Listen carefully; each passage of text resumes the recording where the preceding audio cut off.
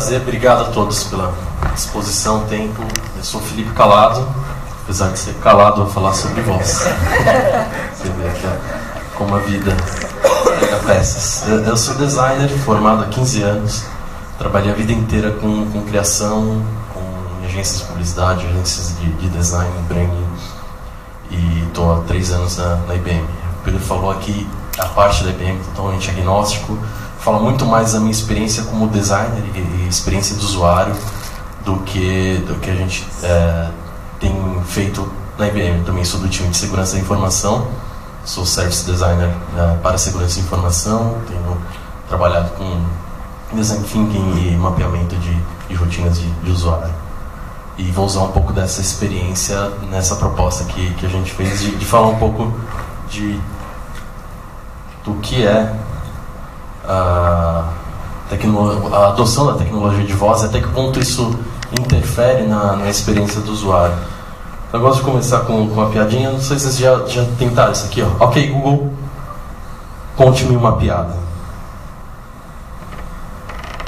Aqui está, qual o problema do decorador quando foi procurar um médico? Decoração. Tosco, né? Mas é legal, vocês já tinham utilizado dessa forma o OK Google? Eu aprendi com uma criança de 5 anos. Então a tecnologia de voz ela está presente o tempo inteiro. A gente vê cada vez mais adoção. Eu vou mostrar alguns dados de que isso é real e de que forma isso vai afetar a gente. De que forma, eu sei que vocês estão trabalhando com um chatbot, se vocês trabalham com algumas coisas aqui. De que forma essas informações podem se cruzar, especialmente com a experiência do usuário. Então, como as tecnologias de voz podem afetar a experiência do usuário? Então, a gente tem 2 pontos aí, que é tecnologia de voz e experiência do usuário. Tecnologia de voz, quem sabe o que é, ou mais ou menos faz uma ideia. Eu dei uma demonstração aqui, isso é uma tecnologia de voz. É uma das aplicações dele. Experiência do usuário. Vocês têm alguma ideia do que seja? Tiveram algum contato comigo ali? Então, vou brevemente explicar o que é a experiência do usuário.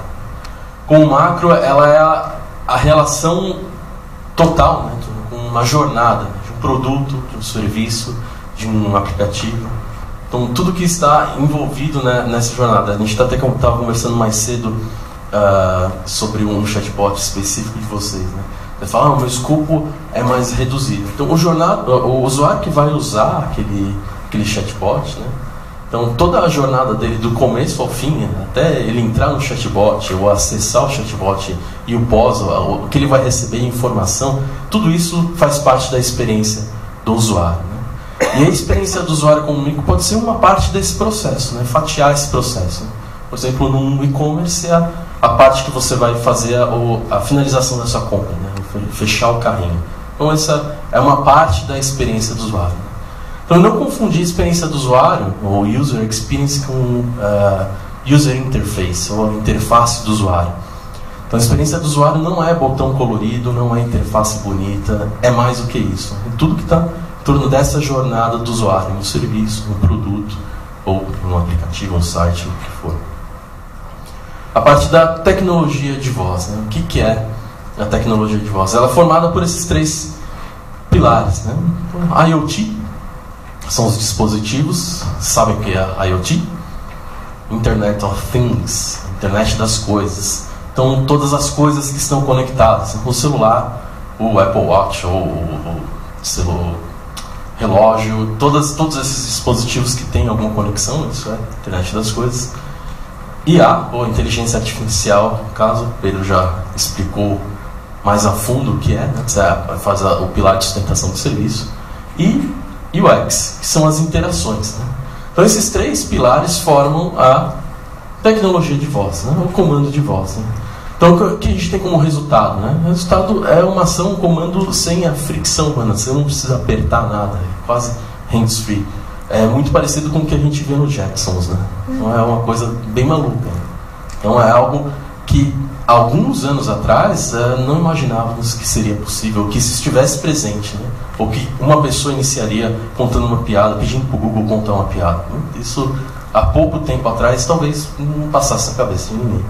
Mas isso é a interferência da inteligência artificial, da experiência do usuário, todas essas coisas na nossa vida. Por que surgiu essa necessidade, essa palestra em si? Né? Veio muito de uma conversa que eu tive do Pedro, né?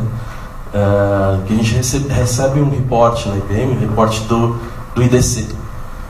Então, o IDC, né, que ele faz as predições do futuro, né? Ele fez ali algumas predições, né, 10 predições, e a 8ª predição era que a inteligência artificial seria a nova interface do usuário. Então, num futuro bem próximo, eles dizem que boa parte das interações gráficas que a gente tem, interações via botão, por exemplo, você ligar para alguém, você ir lá clicar no ícone do verdinho do telefone, buscar na letra A, buscar Amanda e ligar para ela. Então, essas 3, 4 interações serão substituídas por um comando de voz. Isso já está acontecendo, né? Mas eles falam que isso pode ser acelerado muito mais rápido. E para que isso aconteça, dependemos da inteligência artificial. Então, essa é daqui que parte a discussão, né? Então, tem alguns dados interessantes, né? Até 2022, 30% das empresas usarão tecnologia de fala. Então, esse chatbot que vocês estão projetando aqui, hoje ele parece... Lá você tem que clicar nas ações. Quem sabe no futuro, né, essas ações podem ser por comando de voz. Então, em algumas empresas, alguns já estão implementando esse tipo de tecnologia. Então, a gente sai daquela interface para a fala, né? Será que, como é que tem sido a adoção, ou que dados a gente tem hoje que podem comprovar que realmente a tecnologia de voz tem sido utilizada? Até que ponto isso é verdade ou não é? Então, a Price ela fez, em 2018, um questionário, uma pesquisa com usuários americanos, né? E ela levantou alguns dados muito interessantes que podem embasar muitas ações, e muitas outras instituições estão sendo baseadas, até mesmo a IDC, por exemplo. Então, por exemplo, você já falou ou emitiu comando de voz para algum dos seguintes dispositivos? Eles poderiam escolher mais de um, né? Você vê que com certeza mais da metade utiliza smartphone, e aí você vê dividido em nível de adoção em blocos, né? Smartphone como o primeiro, né? Aí tem o segundo bloco ali de 29% a 27%, que são os tablets, os desktops e os speakers, que são aquelas caixinhas de som que você coloca em casa, o Google Home, por exemplo. E tem o terceiro grupo, que são as TVs, por meio do controle remoto, ou os dispositivos nos carros, né? Os GPS, e os relógios, ou os wearables, por exemplo. Então, apenas 10% das pessoas entrevistadas não chegaram a usar tecnologia de voz. Por quê? Desses 38% falaram que tinham medo, por conta da insegurança, né? Medo de compartilhar as informações, o medo de onde as informações iriam parar. Então, essa foi, dentre esses 10%, um percentual, o maior percentual é porque eles tinham medo de compartilhar essas informações. E em média, né, qual que é a gente usa, mas quantas vezes a gente usa no dia, né? Será que a gente constantemente, ou mais ou menos, no horário de trabalho ou não? Então é interessante notar a faixa etária, né? Então aqui vem trazendo o dado da adoção, né? Os heavy users, será que são os millennials? Não. Os heavy users são os de 25 a 49 anos.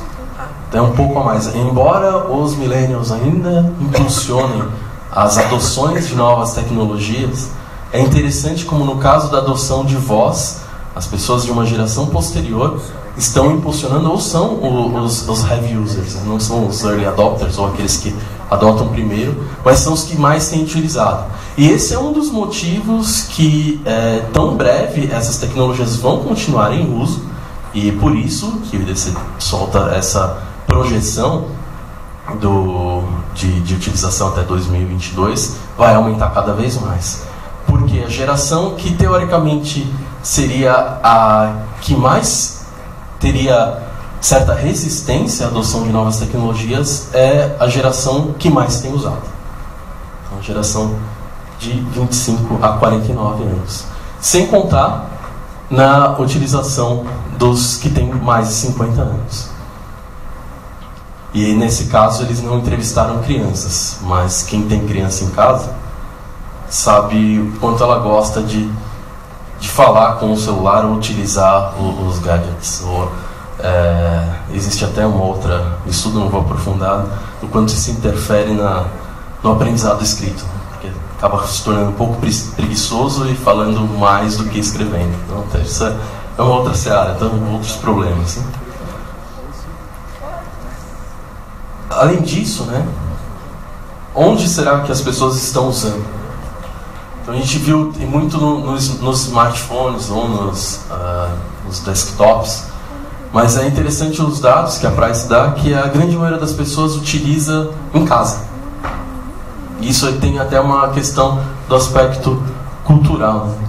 Utilizam em casa e que outras atividades elas estão fazendo. É engraçado, né? Enquanto cozinham, principalmente, enquanto estão fazendo outras atividades, enquanto estão assistindo TV. E é interessante que ali esse gráfico ele faz uma divisão, né, entre o dispositivo de áudio, né, o Google Home, e o dispositivo mobile. Então, o celular ele é muito mais utilizado, né, por exemplo, enquanto você está assistindo televisão, em comparação enquanto você está fazendo outras tarefas. Em compensação, enquanto você está cozinhando, o dispositivo do Google Home, por exemplo, ele é muito mais utilizado. E com quais tarefas as pessoas estão usando? Né? Com qual frequência as pessoas usam? Né? Então é interessante que elas começam pela adoção de substituir tarefas que são fáceis ou corriqueiras, principalmente pela interface gráfica, com a substituição pela voz. Principalmente, por exemplo, em vez de digitar no Google o que você quer, ou onde é um restaurante próximo daqui, qual que é a melhor padaria aqui próxima, indicar uma padaria aqui perto. Então, essas ações que são mais fáceis, que tenha uma resposta mais assertiva, elas são mais facilmente adotadas. E isso está relacionado diretamente à cultura e ao como o usuário obtém resposta. Os usuários eles vão fazendo testes pelo aquilo que é na área de segurança deles. Então, conforme vai aprofundando, né, como por exemplo em compras, é muito mais difícil a adoção do comando de voz. Então tem até uma pessoa que fala assim, você pedir para ele mostrar uma loja ou indicar um caminho, tudo bem, mas para comprar uma blusa para mim vai ser mais difícil. Então envolve outras questões que até o Pedro explicou mais cedo. A gente sabe que existe a tecnologia, a gente entende que ela vai trazer algumas facilidades, mas a gente também precisa se preparar para isso. A adoção ela já é feita, já existe, já tem gente utilizando.